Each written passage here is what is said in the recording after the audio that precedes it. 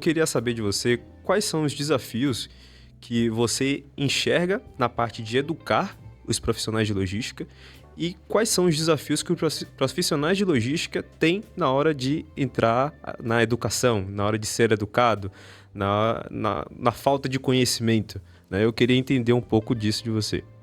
Eu acho que o grande desafio é conseguir mostrar para as empresas, né, que esses executivos, esses profissionais trabalham, o real valor que uma educação nichada no setor pode fazer diferente, né?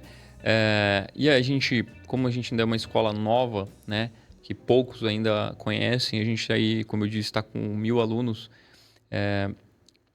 As pessoas ainda não conseguem entender o como que uma educação nichada no setor pode fazer diferença. Porque a gente trabalha no micro, né? A gente pega cases reais, globais, de empresas de fora, ou seja, do Brasil, e aplica esses cases mostrando dados. Mostrando que o problema era X, eles aplicaram uma metodologia Y e teve um resultado, seja lá qual ele for, para provar que existem formas de criar uma logística melhor. Então, a gente pega os melhores cases no mundo. Então, a gente pega muito case da Amazon, muito case do Mercado Livre. E aí você fala assim, pô, Patrick, mas a Amazon é um varejista. A Amazon é uma empresa de logística. A Amazon não é um varejista. Ela é uma empresa de logística que faz tudo através do varejo. Né? A mesma coisa o Mercado Livre, se tornou uma empresa de logística. Mas aí se a gente pega grandes frotistas que fazem uma carga lotação, uma carga industrial, que faz uma carga que sai do porto, né, um granel do agro, alguma coisa assim, eles não conseguem se correlacionar e falar assim, não, eu não tenho nada a ver com o Mercado Livre. Cara, você tem tudo a ver.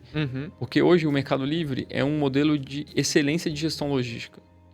Ele parou de contratar grandes operadores para fazer dentro de casa, com excelência, com muito mais qualidade, com mais produtividade, com mais performance.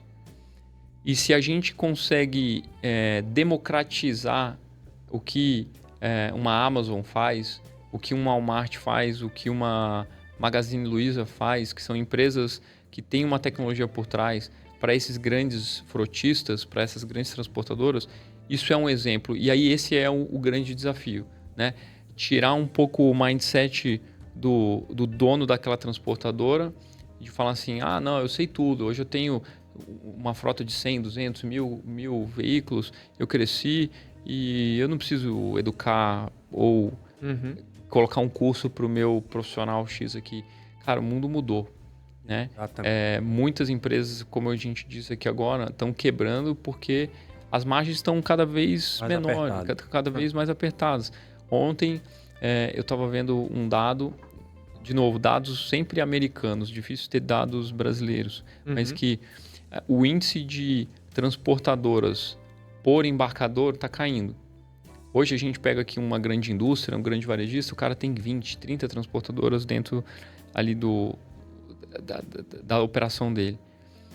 A média nos Estados Unidos era 6, hoje ela caiu para 4.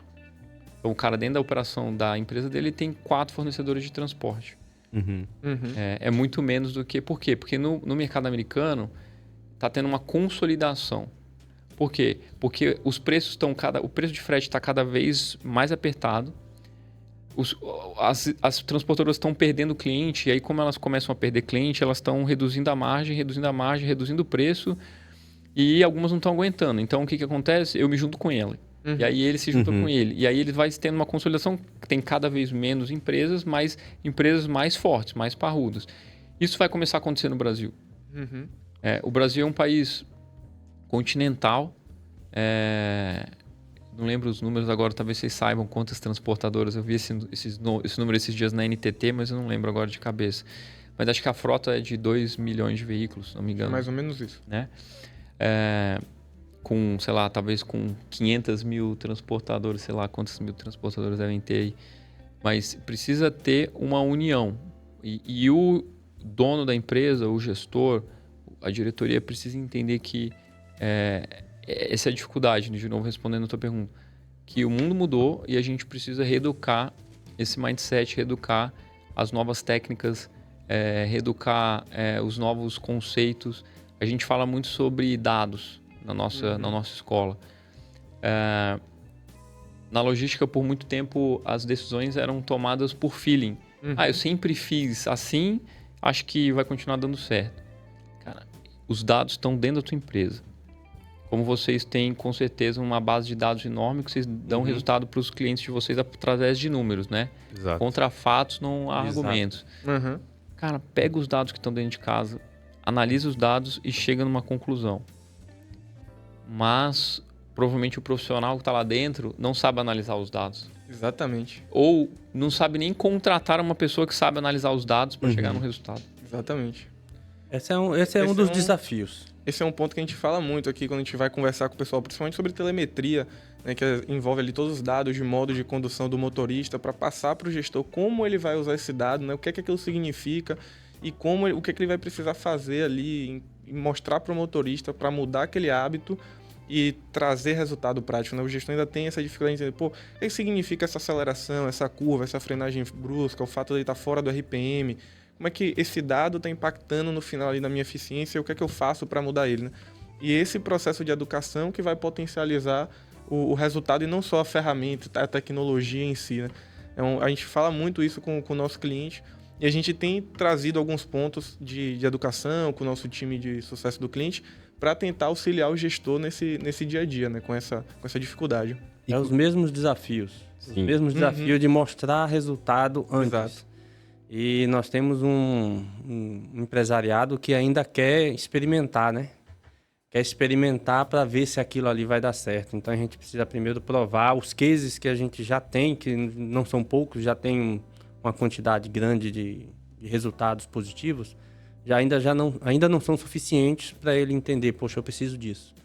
Os resultados que a gente, muitas vezes, uma empresa que a gente fez lá em Campinas, uma empresa que tinha 30 acidentes mês, era um por dia.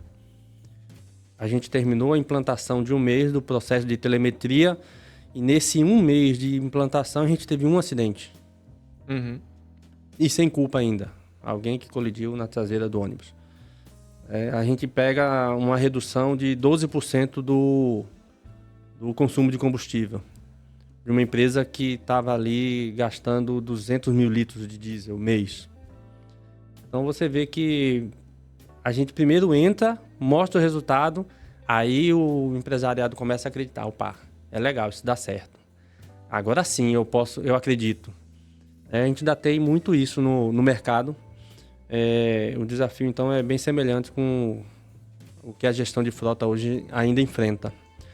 Por isso que a Infleet agora está investindo também em educação, junto com o time de sucesso do cliente, para poder fazer com que aquele gestor de frota que recebeu a tecnologia saiba como operar, como fazer, como ler os dados, o que fazer, qual o plano de ação, como atingir alta performance, assim sucessivamente. É bem semelhante. Exato. Eu ia até falar sobre isso, né? Dos gestores que eles já vêm querendo saber, eu vou implementar a tecnologia, Henrique deve ouvir isso aí de forma constante, mas depois de eu implementar a tecnologia, quem é que vai me ensinar? Exato. Né? Como é que eu vou usar a plataforma? E aí a gente tem o nosso time de sucesso do cliente que ajuda todo o processo dele entender o dado, coletar o dado principalmente que a gente precisa coletar, né? A gente precisa analisar, tratar esse dado e tomar ações baseado nesses dados, né? E ainda vem um outro ponto, né? Uma vez que ele entende o que ele tem que fazer o motorista mudar o comportamento, alguns hábitos ali no dia a dia, o que não é fácil. Sim. Também. E aí vem o treinamento também com os condutores. E aí, Patrick, eu lembrei de um tema que uma vez eu estava lendo um artigo, ele falou que muitas vezes, depois de mais ou menos ali uns 3 meses, o condutor ele volta para os velhos hábitos.